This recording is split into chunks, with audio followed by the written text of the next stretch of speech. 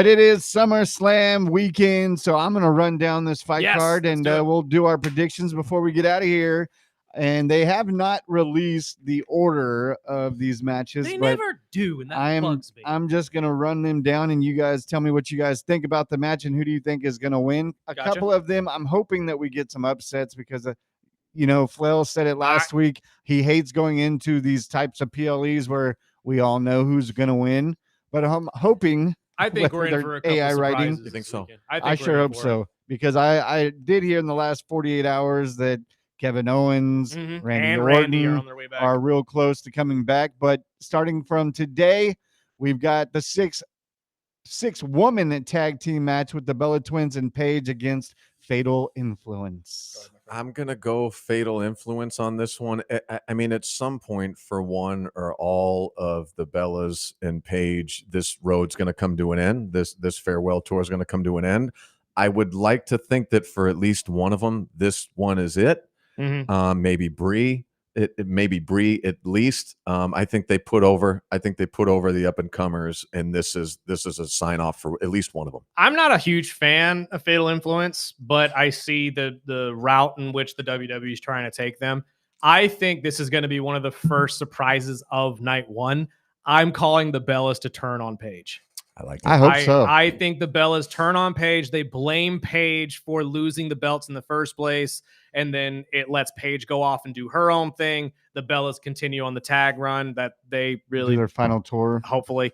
But yeah, I do agree with you. Fatal Influence wins, but I think it's going to be because at some point in this match, Paige gets screwed over by the Bellas. Me personally, I like Fatal Influence. They've grown on me, and the main chick I love. You can take JC Jane. I love Fallon Henley. I will gladly. But I agree with everything you guys said. I think Fatal Influence takes it, and I think they continue to grow as the faction of what they are. But I don't understand why Paige is still involved with the Bellas. Did you notice, though, that they're really pushing these all-female factions? I think that's a good thing. I think we need more of that. I do. I think we need more of that, and we need more of these factions just going up against each other on the women's side. The next one is the 6-man tag team match with LA Knight, Solo, Royce Keys against Jacob and the Usos. I want to say the ragtag group of LA Knight, Solo, and Royce win this match, but knowing how the WWE rolls, man, it's most likely going to end in some sort of craziness where maybe they get the new MFT group that we just saw last night with Haku jumping in. So awesome to see him, dude. Did you not see SmackDown last night? I did see that, yeah. I would not be surprised if maybe they get those guys to come over and screw over Solo. I just don't see that group winning, so I'm going to go with the Usos. By the way, it was very strange because randomly I spent most of my morning watching YouTube videos of wrestlers telling stories about Haku. It just happened. I was watching him pulling some wrestler's eye out. I'm with you, dude. When I saw him last night, I was so excited. I was like, this is the perfect way to get the fire under the MFTs again. There's some about him too. Like you look at him and you go, I know he's not, but how does he look bigger than Tala out there? Like he's a big dude. It's because he's dad. Dad always is the big bad man. What do you think? I'm gonna go with the ragtag group just because, and against my own interest. My feeling is that they're gonna box in LA Knight for another 6 to 8 months. So this is their here's their damn. You know what I will say though, as much as I love him and I want him to get the push. Now they do try to put him in unwinnable scenarios all the time. But they do give him the benefit of the Rock and Stone Cold of here's the mic, go out and make a moment. Torch him. And as much as I love him, he's about 4 for 10. But see, who, LA Knight? He gives you magic on 4, and he always has good thing, but he doesn't. You remember when The Rock would do sound bites? It would be like, oh my, like explosion. LA Knight is where he doesn't know when to stop using certain ones where he forces it so much where it gets old. And I think he's been preconditioned not to make nice in the back, and he takes his foot off the gas pedal and it messes him up. If this partnership though between him and Solo Sikoa continues, this could be a great tandem on the mic because Solo is quickly becoming the funniest wrestler. Solo is one of my favorite wrestlers, and this has been for the last couple years, and it is kind of cool to see different things, and he's not just jumping into the bloodline and being the guy in the back. So I hope somehow, some way they find a way to keep Solo and LA Knight rolling. This may be the build up for War Games, though. Yes. This could be the start of it all. That's why I think the Tongans maybe get in on this, because I don't think they put Roman back in a War Games match out of his own choice. But I could see them throwing the Tongans in there with the Usos and Jacob and saying, "Hey, this is your War Teams or your War Games team." Sure. I think that could be what we're seeing here. And then the next one is the one we're all waiting for is the Gunther and Nick Aldis. God, I hope Nick Aldis wins. God, I hope Nick Aldis Him wins. busting out the move last night. Yep. I was like, hell yeah, dude. And he is looking ripped, bro. All this is, again, it's much like Adam Pearce. I don't think people really understand how good of a wrestler these two are. Yeah. They were awesome in their heyday. This is the first time ever Aldis will be wrestling on a WWE format. He's also one of 7 men now, or 6, maybe he's the 6th, to ever debut at SummerSlam, which is going to be cool for him. Oh, yeah. I don't know how much more we're going to see of him in a wrestling ring, but it would be really cool of them to allow Nick Aldis to win this, and then he now rules over SmackDown with an iron fist, because everybody is so worried that if they piss off Nick Aldis, they're going to be the next one to have to face him. That's the thing is, I would love to see it. I feel like they can't do it to Gunther for Gunther's future. Right. Like for Gunther's, fair. You can't have him retire all these legends, then lose to Nick Aldis. And you can't. And by the way, even though he's a heel, from a sociological standpoint, you can't make us watch someone watch their boss whip their ass. Right. When is the comeuppance, though, coming for Because Gunther? that's the one thing, if you've ever been down and out, that's the one thing you have at work, is I bet you I could whoop his ass. If it ever came down to it. Well, that's why we all love the Stone Cold Steve Austin Vince McMahon rivalry. Exactly. Just to be able to have it in the back of your brain to keep you sane, just to go, you'd never say something like that to me outside of here. Outside of here, you could never talk to me that way. I'm going to roll with the same thing I've said for the last few months. I think Gunther hurts him, and I think somehow, some way they push that for him, for Nick Aldis to have a break, and I think Paul Heyman takes over that would role. be interesting. I think that is a route, because after whatever we see in Hell in a Cell, I think that's going to set Heyman up to do his own type of thing, and I think he'd be the perfect guy for it. It's such a weird story to have to deal with, though, because if Nick Aldis loses, you take away all essential authority from him. But if Gunther loses, you're right. Like, what was the point of building him up for this long? They'll play that WWE and interim type thing where he's recovering. Unless someone interferes. Right. Like you've got to, Adam Pearce, AJ Styles, or if Kevin Owens is really hurt. Phoenix. Because that's what I'm wondering, though, is when, like I just said earlier, when is the comeuppance coming for Gunther eventually? He can't piss off the whole roster and expect everyone just to keep back while he's doing all this. It would be really cool if Ray Phoenix got to do it, just like the Don't I didn't forget. See, I would love, and you said his name, but I would love for like an AJ Styles to make an appearance and just screw him out of it. Awesome. I would love for that, but again, that's going a little too far. The next one right into that Hell in a Cell, Oba and Brock. Oba wins, and although he's probably getting a lot of shit for it today, Triple H coming out and saying that Brock has had a heavy hand in the development of Obafemi makes me very, very excited for the future of this kid. Well, and I agree. It's got to be. We thought Brock retired a few months ago. This is SummerSlam. He's Mr. SummerSlam. This is Minnesota. He's Mr. Minnesota.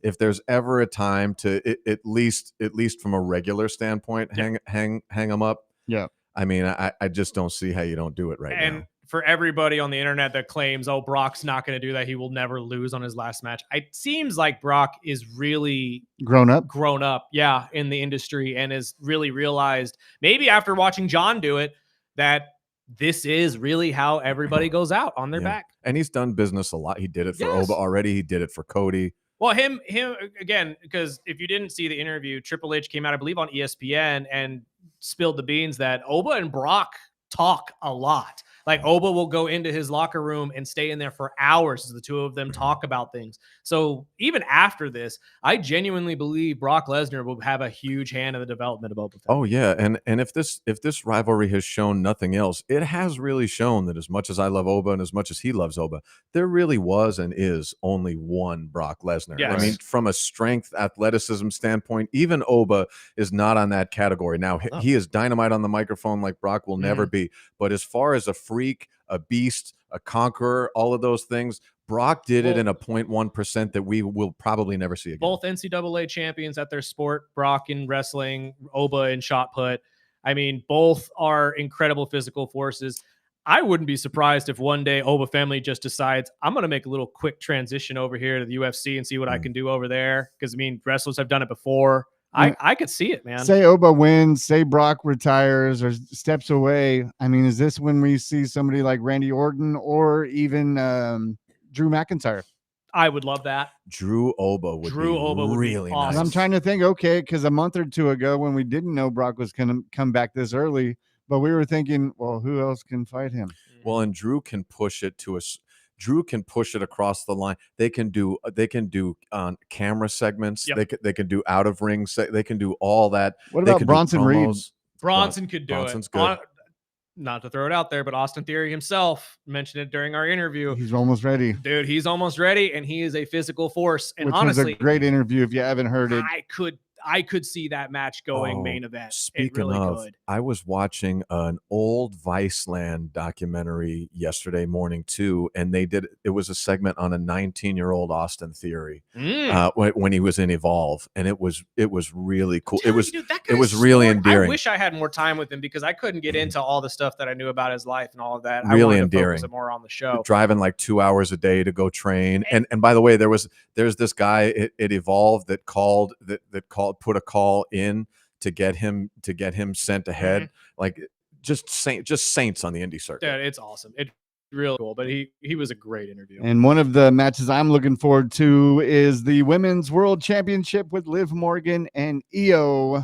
I think this is where they take the belt off of Liv. It's Really? been over 100 days since she's defended this belt. I don't know if they really have a storyline for her without Stephanie. Like, that's kind of the biggest problem. I was thinking maybe she comes back because that's another wrestler that's on the fence. But I would love for Io to take it. I love Io, but if they do, I mean, what's next? Io could take that and run it against a couple heels for a while while they're building other things. But you're right. Shout out because we didn't get to do the show the week before, but congratulations to Raquel finally giving her damn belt, winning her belt. Well and again, deserved. that I think it's the wrong belt, but yeah, agreed. True. Well, it's the first belt. Let's put it out there. It's the stepping stone belt. Late. She'll be getting that big belt very soon. But that's kind of my point, is that maybe you do get a Io Sky Raquel Rodriguez, belt for belt thing, and they could do a double champ with Io if they really wanted to, because Io is still by far the best women's wrestler on the roster. Yeah. So giving it to her, no matter who they put her up against, whether it's a face, it's a well-deserved and it's going to be a fun title run for her. For the longest time, I didn't think there was any way they were taking it off of Liv, especially at the last, whatever it was, Saturday night's main event or whatever, when she got her win. Perfect right now, though. I agree with Queen of the Ring, but I agree that I think this is where they put the strap with on. Danhausen cursing them all. Well, both of you guys think it. Well, and you've got on the horizon, eventually Rhea's going to come back from injury. Yes. We all want to see that dream matchup of Io and Rhea again. Eventually, Naomi's going to be back at some point. I think they need to push Charlotte. I mean, there's a lot of things, and then the predicting of the main event is probably the undisputed WWE Championship match with CM Punk and Cody. I find this to be a tough one. Punk. I think Cody, man. And I know everyone, it's Cody again. I think Cody has reached a point where, one, the fans are fed up with seeing him with the belt, but two, he's reached a point now, much like a Roman Reigns, where he could be just as big of a superstar without it. Right. So I think I kind of fluctuate as to who wins the match or not. I'm at 51%. I'm going to go with Punker, but I think we get a Cody heel turn here. Yes, especially everything that I thought he was going to do it last night, especially on the heels of Randy Orton and Kevin Owens coming back, so that they can come back and go and say, "See," this is what we've been saying the whole time. Could you imagine a faction of the three of them together? That would be incredible. Is this probably where we think? I think we see Orton or Kevin. I'm a big Kevin Owens fan. I've been waiting patiently. What do you call that? What do you call that team of Cody, Randy, and Kevin?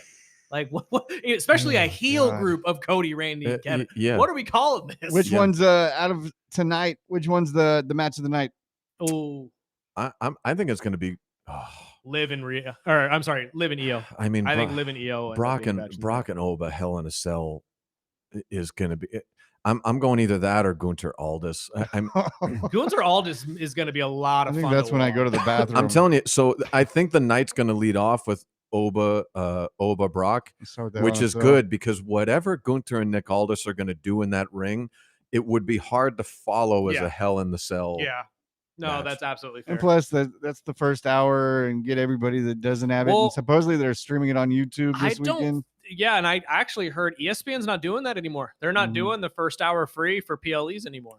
So you can't. What I heard is YouTube. If you have YouTube TV, you don't have to worry about that 1 hour. I've heard that as well. But going into Sunday, night 2 of SummerSlam, Human Money's on a pole match. Danhausen and Dominic Human Money's on Mysterio. a pole is so great. It's gonna be Dan. It's gotta be Danhausen. I love Dom, but this is the beginning of essentially the implosion of the Judgment Day as we know it today. So we've been saying that every weekend before PLE. But do you think? I'm just going to ask, but do you think, I mean, I've heard it from former wrestlers, Hall of Fame wrestlers that are just kind of just sick of their shoving Danhausen down our throat. And I think the one, which I love Danhausen, but I think the one thing that they've lost, whether it was the writing or whether it was just bouncing him around, but 6 months ago, Dominic was on the rise, and it seems like he's just. No, KG said the same thing on Tuesday. He's not happy with the trajectory of Dominic Mysterio. Personally, I think it's been fine. They've kept the AAA Mega Championship on him for a long time now. I think they're going to continue to. As much as the storyline is brewing between him and El Grande down there in AAA. Sure. But he's also just, I think they've finally given him the treatment that they kind of give his dad. He took the 2-3 years of him being literally the hardest working guy on the roster, being on every show, NXT, Raw, and SmackDown in a matter of a week. Yep. Like, I think they're pretty much looking at Dom saying, dude, you've done your graces. You're a vet. Like, we will run you as much as we run a lot of these other mega champions. Yeah. So So we all think Danhausen? I think Danhausen. And the good thing is Dom has his, if they want it, Dom has his perfect time in the sun coming. Triple Mania is right around the corner. It can start to spin him back up and really push him harder. Kind of the same way they let Damian do a quick night at AAA, and now all of a sudden he's back in the main storyline. I was hoping they were going to lose the tag team titles last night so they can put Priest on his verge. And I would have loved to see the War Raiders be double champions. That would have been so cool. With all the work that they do behind the scenes and stuff, to finally give them some love would have been awesome. The number 1 contenders match between Sami and Finn Balor. I'm going to Finn Balor all day. I know Sami Zayn just won the belt, and everybody's, well, not everybody, but some people want to see it with, back with him. But we've been waiting for almost 12 years now. I think it's probably less than that. But I think Finn Balor hasn't had a chance in so long. I think they finally get the guy that's planking all the time.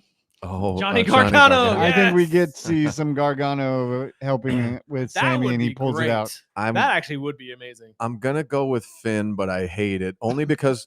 So here, my logic is, I'm giving Punker the 51% to beat Cody. If Punker's got the belt, it makes more sense for Finn to be the. Oh, that would be good. Run that back. To be the next contender. Absolutely. Yeah, so I'll go Finn. Yeah. The next one is the U.S. Championship between Trick and Baron Corbin. This is the first big surprise I think we're going to get of the weekend. I'm calling Baron Corbin. Really? After watching that promo last night between him and Trick Williams. Yeah, that was good. They are brewing something they typically do with these new stars, which is that moment where they need to bust through the ceiling again. Trick has reached that tippy top. He is probably as big as he's going to be as the U.S. champion. So now they need to build a guy who's going to be a bigger threat to him and to everybody else in the mid card. So I think Corbin takes his belt and potentially loses it to Carmelo later on. I hope. Take the belt and make him get it back. Exactly. Type deal. Make him work for it back. I like it. I like it. I'm going to go, again, I'm a 51%er on this, which I love. I'm going to go Trick on this one. I don't have good logic as to why. I loved what I saw from Baron Corbin, but I just don't think when he came back, I just don't think he has the pop enough with the simples right now to be that person for this. So I'm going to say good test. I'm giving it to Trick. I would love for Trick, but I think, like Burdick said, I think it's a perfect time for him to expand, let Trick grow, and let Baron, shove him down our throat and let these people that don't know who he is kind of grow. And I argue if you brought in Baron Corbin to be that guy to help these mid-carders develop and become the superstars you want them to be, he needs to take over the entire division, which means he has to win that belt. Where was Yachty? Yeah, I don't know if Yachty's with him anymore. I don't know. Like, he hasn't been on the show in weeks. Yeah. Well, that's what I'm saying is by your logic is absolutely right. But I don't trust them to do it. Fair. Right. No, that's absolutely fair. Like everything says I'm this pretty is sure what the next you do. match that we're going to talk about, I have the same thought process. The Intercontinental Championship between Penta and Chad Gable should go to Chad Gable. Yeah, 1,000% should be going to Chad Gable. Minnesota man. I hope so. Gets his first damn singles championship. He just I was hoping it was a Cody TLC Rhodes. match or something. Yeah. I was too, but I don't think you need it. I think these two are they're incredible wrestlers by themselves. So I think I could see there being some where Chad has the opportunity to cheat or cut a corner. And he doesn't. He doesn't, and therefore loses. Oh, don't I tell can me see that. But he feels better about himself in the process. And Gable. See, I'm one thing I will say, I was super happy because after watching the Vision beat the living shit out of Otis, I was like waiting. I was like, okay, Gable's gonna come out and they're gonna shove this, and I'm glad they didn't. Right. Like, let Gable do his own thing. Well, I do think that's brewing though, because if Gable wins the belt and he's no longer focused on that, and Tozawa's getting pestered by the Vision and their bulliness, I can see Gable coming in and being the guy saying, hey, you guys need to knock it off. Leave him alone. Yeah, and then look at Maxine and be like, you're better than this. I trained you to be better than this. And she gives him the middle finger, and we all we got 2 matches left. The interim WWE Women's Championship ladder match. We've got Tiffy, Jade, Charlotte Flair, Chelsea Green, and Lash Legend. Lash winning that match last night too was Lash crazy. Is awesome, dude. She's fantastic. I feel bad for Julia though. Me too. I feel so bad for almost Julia. A squash match. I know. And she went out on Twitter right afterwards telling everybody, don't worry about her. She's a fighter. She's going to keep going. She's going to do all this. But see, it's more evidence that these guys in the writing room have no idea. And we're losing Jordan Grace because of it. We're probably going to lose Ilya Dragunov because of it. Yeah. I'm fed up with it. Carmelo's on the bubble because he of is. it. That is horseshit. And I'm fed up with it. He's one of my favorites. Man, I get that we have superstars that are in their 40s, but these young stars are incredible. And for the writing room to have no direction with them is just not acceptable. If at some point, I defended Triple H on Tuesday and will continue to do so, but at some point, you as the head of creative have to get under these guys' asses and say, hey, stop giving me stories about Cody and Punk and Roman and all these other motherfuckers. Give me something for Melo to do. Give me something for Ilya to do. I could have booked anything with Melo. What is it? Dragon Lee. Yeah, over what we're fucking seeing with Sami Zayn. It is. And I'm like, really? It is. And again, it's stupid. I'm hoping that it's a setup for a better story with Kevin Owens or whoever it is. But the final match before we wrap it up, the World Heavyweight Championship, Roman and Seth. To me, it's got to be Roman. By the way, I don't think we picked the ladder match of who's going to win. Yeah, I mean, who do you think is going to win the women? Probably Charlotte. I could see it being Charlotte, I but can do that. I like that. I like Lash. So I was leaning toward Lash until last night when I saw Tiffy and Chelsea. There was just too much buddyism going on right there. Then I'm gonna go with maybe we see a little baby heel turn for Chelsea and she gets her That belt. would be awesome. That would be incredible. I'm sick of being the upbeat loser. It's time to get mine. It'll be like a sneaky way where she hits somebody and too. She's so beloved. She could help Tiffy. She could help her best friend Tiffy, but in the end, it was about ambition all along. I'm tired of being the lovable sidecar. It could be a great hot potato title hold too. She could just hold it for a quick minute, then lose it to Jade or Charlotte, and then we continue with that rivalry. I think it's going to be Charlotte because they're brewing for this 3-way between Jade, Charlotte, and Rhea at WrestleMania. Yep. That's all they want. It should be awesome. Starting that now is the best possible opportunity to get that done. And then the last one, Roman, Seth.